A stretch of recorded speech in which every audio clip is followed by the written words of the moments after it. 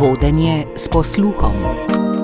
Dober dan, dobrodošli, spet je čas za vodenje s posluhom. Miha Škrlavaj, zdravo. Živijo. Si v formi? Vedno. Z nama danes so ustanoviteljica in direktorica Gentler Stories, Katarina Lotrič. Dobrodošli. Živijo, hvala. Ta forma se je navezovala delno na to, kar počnete. Zdaj nam lahko odgovorite tudi na vprašanje, če mislite, da ste v formi, kako to merite in zakaj je ta forma nekako povezana tudi z vašim podjetjem. Če sem v formi, bomo videli tekom pogovora. Verjetno ciljaš na to, s čim se mi ukvarjamo. Ja. Na naše aplikacije, ki so povezane z aktivnim načinom življenja, pa ki tempirajo tvojo dnevno formo oziroma te ozaveščajo o tem, kje si dan z energijo. Glede na to, da smo opravili že nek tak pripravljalni pogovor, smo se odločili, da se tikamo, tudi malce znižujemo stres morda s tem, ne? Kako je prišlo do ideje za Gentler Stories, kaj ta nežnejši pomeni v konceptu teh nekih aplikacij, ki nas pa nekako spodbujajo k temu, da moramo narediti več, pa se še primerjati z drugim in podobno? Rekla bi, da Gentler Stories v osnovi mi niti nismo točno vedeli, kaj bomo delali, oziroma bili so neki obrisi tega. Sigurno vedeli smo, kaj nas zanima, pa vedeli smo, da bo znotraj sveta aplikacij, ker to znamo delati. Ampak Gentler Stories se je pa predvsem rodil iz tega, kako si želimo delati. Se pravi, v kakšnih pogojih bomo delali, da smo to postavljanje nekih temeljev sodelovanja med nami, ki bomo ustvarjali aplikacije. Kdo so mi v tem kontekstu še to? Moji trije so ustanovitelji, Andrej Mihelič, Jasna Karmel pa Luka Orešnik. Če smem vprašati, Katarina, kaj vas je vodilo k temu, da ste nasproti, verjetno v večini se odločili, da boste sledili nekomu trajnostnemu, nekomu optimumu, ne pa maksimumu, ne? Se pravi, en kup imamo nekaj navodil, kako biti najboljša verzija samega sebe, kako iztisniti maksimum iz sebe, kako, ne vem, med beach body v enem tednu in take neumnosti, a ne? Zakaj ste se vi odločili biti bolj nežni do sebe in do svojih strank? Kot prvo, vsi smo aktivni in vsi smo, mislim, tudi bili aktivni večino našega odraslega življenja in nekako nismo našli rešitve na trgu, ki bi nam ustrezala. Raven to smo opazili, da je vse naravnano na neke hitre cilje, na neke cilje, ki nimajo veze s tvojim telesom zares. Mogoče tudi za lajke, se pravi za vse nekaj, kar prihaja od zunaj, ni bilo pa rešitve, ki bi dejansko podpirala tebe, tvoj telo, ki bi odgovorila na to, kaj si ti danes zmožen. In ko smo raziskovali, pa tega nismo našli, takrat smo se pol odločili, ok, gremo s tem, mi smo pa tudi v ekipi dve izkušnji burnouta in sicer fizičnega, se pravi pretreniranost, pa pripravah na triatlon. Je Andrej sicer res, da prebral vse, kar je bilo za prebrati in se je potem pripravljal, ampak nekako počitka pa tam noter ni bilo dosta. Ni bilo dosti počitka, pa v bistvu tudi ni bilo tega, da bi on vedel, ok, kaj pa metrike meni danes kažejo. Je danes res dan za ta push, a bi bilo bolj, že bi malo manj. Ne? In takrat se je skuril in v bistvu tako je on začel najprej iskati, a je tam zunaj nekaj, ko meni povedal, ki sem, ne? To je bilo leta 2018. No. Tako da on je takrat začel delati s kolegom Jernejem, sta začela delati nek prototip in mi smo tisto uporabljali. Ful je bilo dobro, ker je bilo res prvič, da si videl nekako vse od tega, kar ti ura treka, Apple Watch dovolj dobro treka, da ti lahko opaziš. Vedno se pa tudi pri sebi preveriš. Pa kakšnih stvari mogoče ne zaznaš. Ne zaznaš, da imaš rahlo povišen utrip, ki mogoče vodi do bolezni ali pa do izčrpanosti čez par dni. Ne? Ura pa prej zazna in ti lahko pol preprečaš to. Ne? Tako da to je bila ena stvar, pri meni je bil pa bolj psihološki burnout, ta klasični, o katerem se veliko govori zadnja leta. Je bil šport vedno del eden izmed mojih mehanizmov, coping mehanizmov. Pa sem pa neko poškodbo staknila, pa nisem šla do zdravnika, predvsej časa nisem mogla teči, okrog se pa nič ne ustavil in nisem imela nekih drugih orodij, da bi lahko handlala stres. V bistvu je bil pa tudi to vodil do pogovora, kakšno vlogo ima šport v našem vsakdanjem življenju. Se ne gre samo za triatlon, gre res tudi za filtriranje nečesa, da če cel dan sediš, mozgaš, da greš lahko, šport je eden izmed načinov, kako se sprostiti, sprostiti telo, glavo in Ja, Šport, spanje pa psihološki odklop, ne? Nekako uroben so ti pristopi k regeneraciji. Tako, v bistvu, kaj vi delate na ravni produkta, pa mogoče tudi na ravni vaše ekipe, ne? Da živite te principe? Ja, cel produkt, če govorimo o Gentler Streaku, se vrti okrog tebe. Mi res maksimalno izkoriščamo podatke, ki jih ura zbira o tebi in jih pol razložimo na človeku prijazen način. Ker kar smo tudi opazili, preden smo mi štartali, da so te aplikacije velikokrat targetirane ljudem, ki so jim ti termini domači, ki vejo, kaj je HRV, ki vejo, kaj je VO2 max, ki znajo brati grafe. Jaz jih ne znam, me tudi to ne zanima. Ne? In je že to neka bariera. Ti prideš noter, vidiš tisti nek črn interfejs, neke grafe, cifre, to ni zame, jaz se s tem nam ukvarjala. Niti ne znam naslednjega koraka z tega razbrati. In mi smo rekli, ok, dajmo odgledati tako, da res lahko slehernik odpre ta app in bo razumel, kje je in kam gre. Tako da veliko poudarka je bilo na tem, na prijazni, inkluzivni uporabniški izkušnji. Noter imamo Jorharta, Srček. Jorhart. In je nekako tako malo cheesy, ampak kaj bi tvoje srce reklo, če bi lahko govorilo? To je nek tak, recimo, podnapis tega. In on vedno odseva situacijo, v kateri ti danes ilustracija to odseva, spodaj imaš pa kratek povzetek tvojega današnjega stanja, pa kaj je primerno. Pol imaš pa tudi Go Gentler suggestions, se pravi, to so pa neki predlogi za aktivnosti, ki temeljijo na tvojih preteklih aktivnostih, se pravi, tipih športa, ki jih prakticiraš, na intenzivnosti, pa na času. Tako lahko pogledaš, pa rečeš, danes je pa fajn, da grem teč za 45 minut, v tretji coni, in pol na uri tudi spremljaš lahko, a si že čez meje svojih zmogljivosti za tisti dan. Mi jih nastavimo načeloma tako, da te ohranimo znotraj meja, lahko greš pa čez, ker če hočeš napredovati, moraš iti čez. Dregljaji, ne, tam rečejo, da je bila Nobelova nudging na to temo. Kaj pa znotraj vaše ekipe, se pravi, kako živite te vrednote, ki jih utelešate v produktu? Vsi smo aktivni, to je na tej fronti, vsi smo aktivni, zdaj imamo celo 2 appa, drugi je The Outsiders, ki pa reče, da je bližje tem, kar je Andrej začel snovati leta 2018. Rodil se je pa prav iz tega, da mi smo naredili Gentler Streak in smo ugotovili, da dejansko služi širši množici, služi ljudem, ki imajo kronična obolenja. Veliko ljudi se nam je javilo, fibromialgija, kronična utrujenost, da se prvič počutijo del aktivne množice, da lahko sodelujejo na nek svoj način v tem.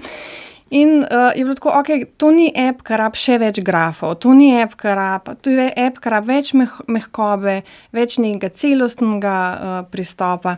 In smo dostikrat imeli v ekipi, kaj če bi še to dodali, ne, to je brez veze, neka mini trenja.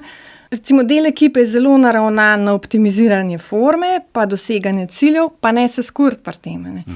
Drug del ekipe, kamor štejem sebe, smo pa bolj naravnani k športanju kot življenjski slog, brez da izpodiram moje osebne rekorde, niti me to ne zanima.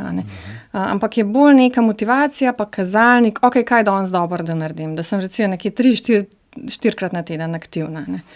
Ta balans v bistvu prenašamo tudi v naše vsakdanje delo. Se pravi, da skrbimo za neko ravnovesje med tem, koliko delamo, pa koliko smo spočiti, oziroma naš prosti čas. Tako da te vrednote, ki jih skozi app sporočamo, so tudi vrednote podjetja.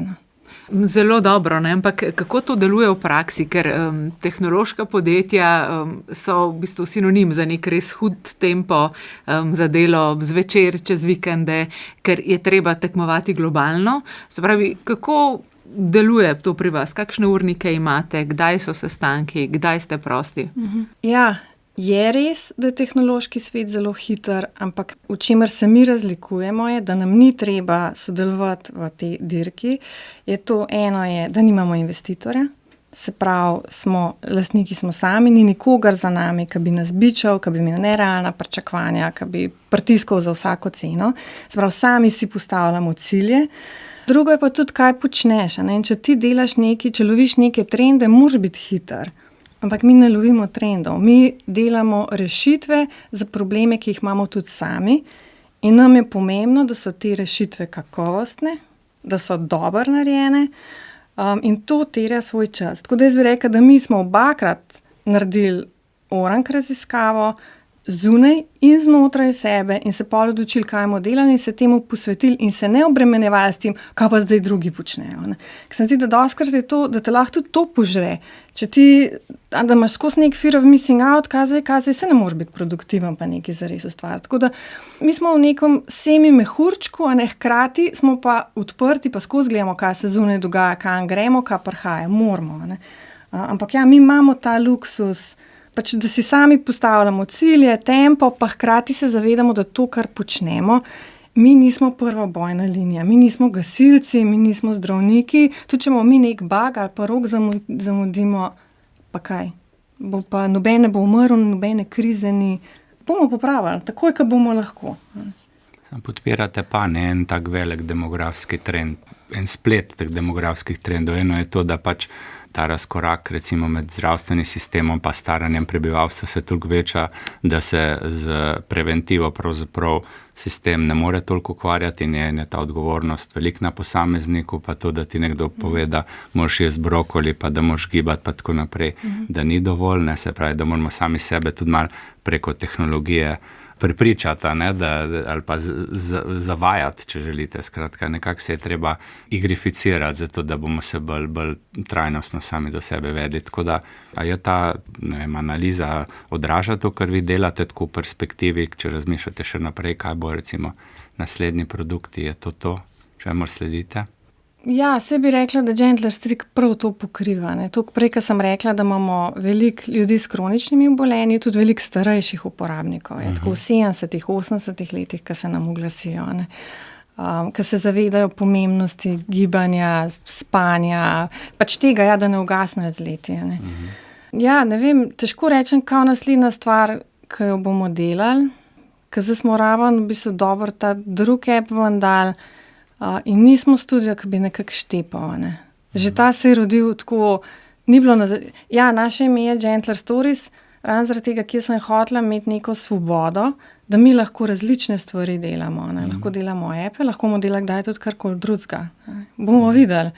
Me pa zelo zanima ta del, ta health and fitness kategorija oziroma neka celostna obravnava posameznika, pa to prevzemanje odgovornosti za lastno počutje, za lastno zdravje.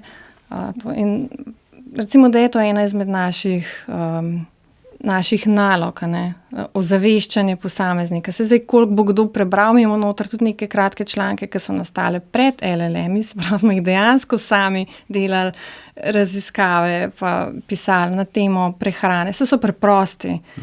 Ampak raven toliko, da če nekoga zanima, da vidi, da je širša slika, da vse med sabo sodeluje. Katarina Lotrič, kako pa sebe gledaš tudi kot nekoga, ki mora voditi zgledom? Veliko govoriš o tem biti prijazen, poslušati se.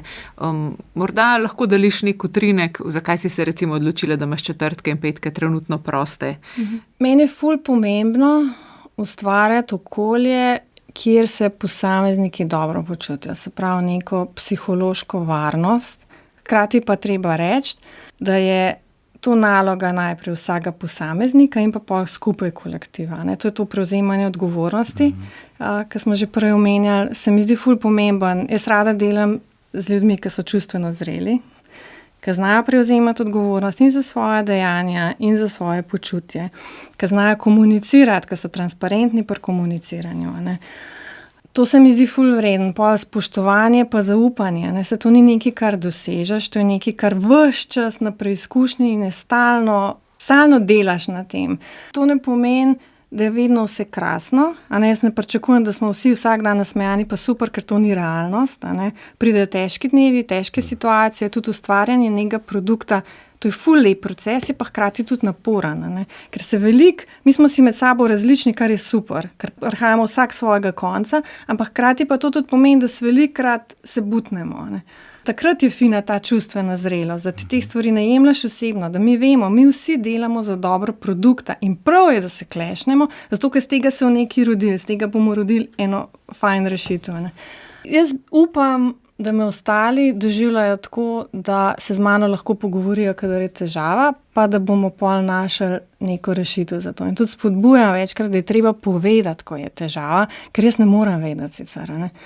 to mi je ful pomembno, no, da ko pride do nečesa, da se lahko usedemo dol, da se pogovoriš in narediš nek jasen plan za naprej. Nekje sem prebral, Katarina, da eno to izjavo, da si se naučila, da pusti odvetnika zunaj.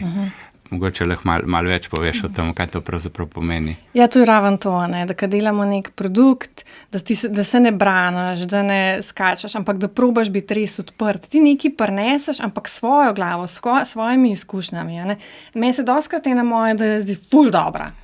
Ne, pa povem, pa Luka povi svoje, pa Andrej povi svoje, pa kar tako ošet. To je bilo čist mimo, ne.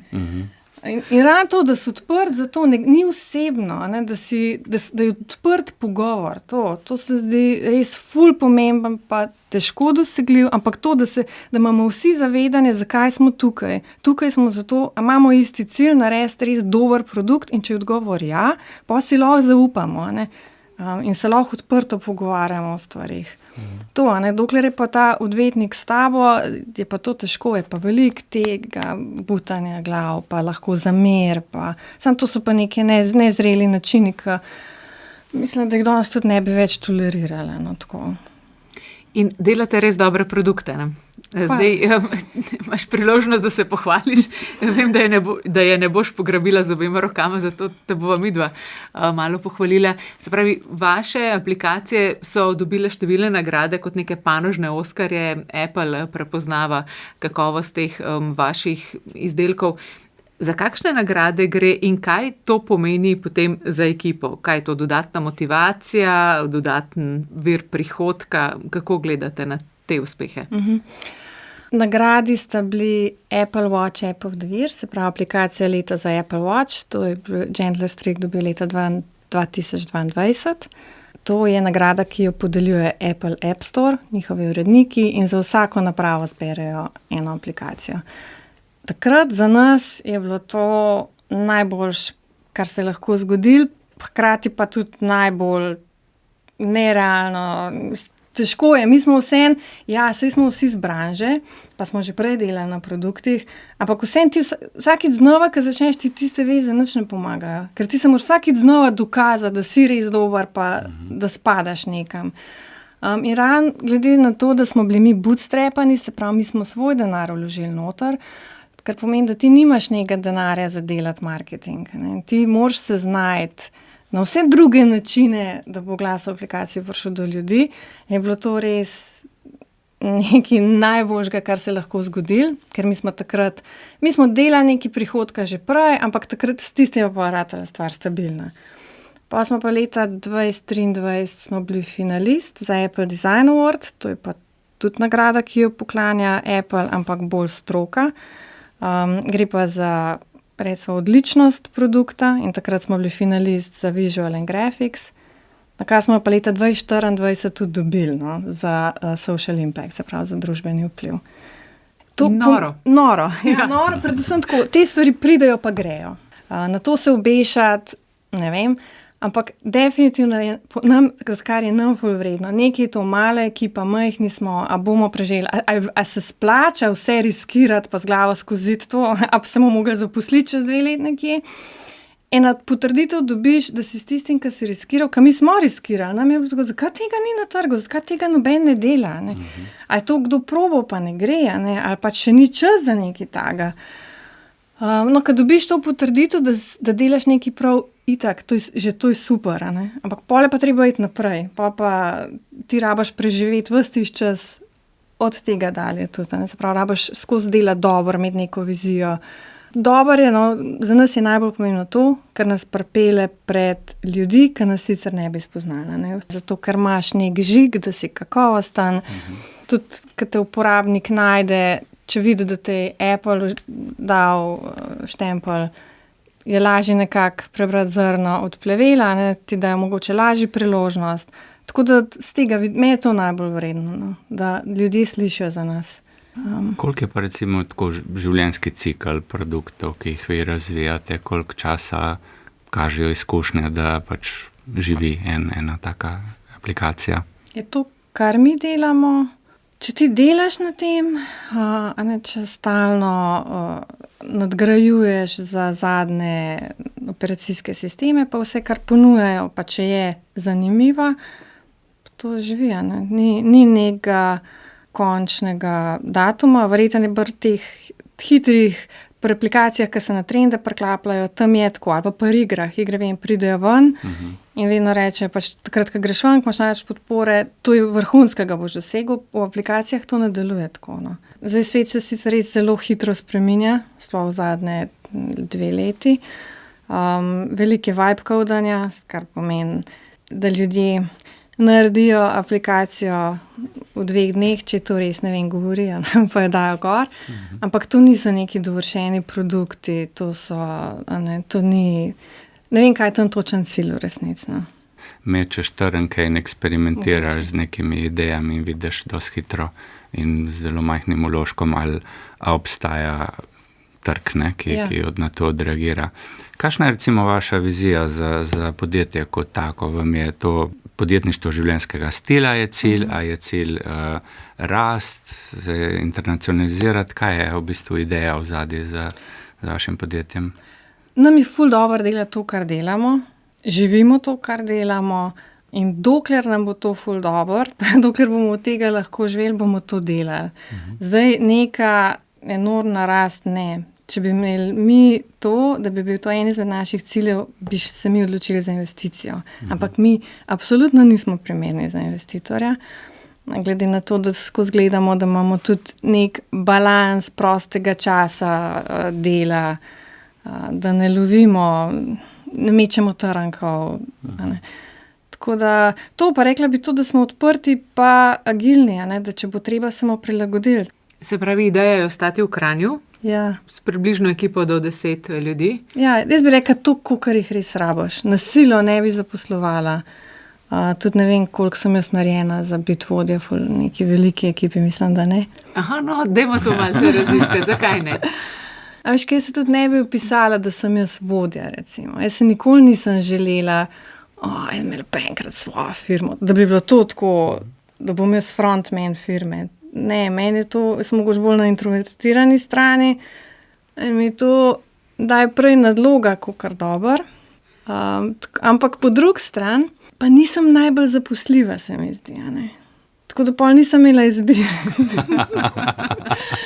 Pa če jaz hočem ostati brez budilke, je to tudi ne vem, kdo bi me gledal. Ne? Kar pa hočem ostati brez budilke. Jaz hočem imeti mojih 9 ur spanja. Ker toliko jih rabam, ne. Imela sva pred časom tukaj enega precej, vplivnega in uspešnega profesorja z področja vodenja, Adama Granta, ki je rekel, da taki ste najboljši vodje, ki si tega ne želite. Ja, ki ste delno zadržani oziroma... Delno zadržani, glede tega, da se zavedaš odgovornosti in teže in preizprašuješ v bistvu tudi sebe, ali si ali nisi za to stvar. Tako da... Rethink, ali kako je bila že takrat. Da tisti, ki kričijo mi, jaz bi bil vodja, da tisti niso najboljši. Tako da očitno si kar dobro to ugotovila. Ko si omenjala spanje, zakaj dojemamo spanje še vedno kot lenobo? Kako v bistvu tudi vaša aplikacija gleda na spanje? Ja, ne vem, jaz mislim, da smo kot družba, zahodna družba, malo zašli, no. To poveličevanje produktivnosti za vsako ceno se mi zdi zgrešeno. Ne verjamem zares v to, ne verjamem, da si lahko tako mega produktiven, pa hkrati ostajaš človek z življenjem izven tega. Ne? A ni lenoba nek obrambni mehanizem, ki nas je pripeljal do tega, da smo kot vrsta preživeli. Mislim, meni se zdi to, da mi danes da gledamo na lenobo, pa predvsem na to, da smo dolg čas. Meni se zdi, da je problem to, da smo mi dolg čas, danes smo dolg čas, naredimo vse, da ga izvzamemo iz naših dnevnih življenj. Ne? Ampak raven dolg čas je tist, saj zase lahko rečem, tam se ustvari nek prostor, tam se ustvarjajo neke ideje, tam ti lahko stik s sabo zares stkeš, pa prideš do nečesa novega. Otroke, ki gledamo, otrokom v bistvu ni več dolg časa, ne? Stalno so na nekih napravah, v bistvu s tem jim nekaj jemljemo. Jemljemo jim, pristen stik s sabo, tudi sovrstniki, se mi zdi. In mislim, da bi se mogoče se mi zdi, da se ta hustle kultura da se je malo zmanjšala, pa da zdaj vse več govori o tem, o balansu, pa da ni ok, pa da bomo bolj realni. Ker se mi zdi, da tisti je tudi del, mogoče je to samo nek biznis model neke skupine ljudi, ki je ta hustle culture spodbujala. Ne. Meni se zdi ta balans ful pomemben, ravnovesje v vseh stvarih. No. Tako, če se vrnemo nazaj v aplikacijo, ki si vprašala spanje. Ja, spanje je en izmed zelo pomembnih faktorjev, kakšno je tvoje počutje danes. Ne. Mi nič ne trekamo, se pravi, mi ničesar nikamor ne zapisujemo, mi uporabljamo podatke, ki jih Apple Watch zapisuje o tebi in ostajajo na tvoji napravi. To se mi zdi pomembno reči. No, ampak spanje pa gledamo in je del formule. Se pravi, če boš ti slabo spal, ne vem, da si danes spal 3 ure in čeprav vse ostalo kaže, prejšnji naložena utrujenost, pa tvoja forma, da bi ti danes bil zmožen nekega hudega odloma, če bomo videli, da si ti slabo spal, ti bomo to rekli. Ne, danes je po vsej verjetnosti dan za počitek, regeneracijo. Trudimo pomagati pri tem, da si ti bolj sočuten do samega sebe, ne. In to, recimo tudi ta ilustracija, ki je, ta element tudi temu služi, ne? Ker tebi se your heart zasmil. To večkrat, ko slišimo. Ne?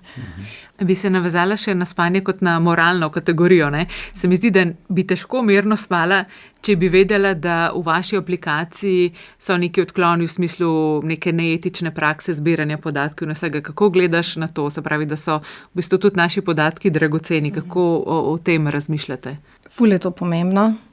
Se mi zdi, da se premalo o tem govori. Se mi zdi, da ljudje davno pa uporabljamo aplikacije brez, da bi pomišljali, kaj ona od njih ima. Sploh je fajn, kadar je neki zastonj, ampak vemo, da nič ni zastonj. Branža je mlada, recimo slabih 20 let, vedno, ko se nekaj na nov začne, ni nekih pravil, ker jih ne more biti, ker ti se učiš on the go. In se mi zdi, da smo se ful dolgo na to šlepali, da skozi nekaj testiramo, pa probavamo, pa tako.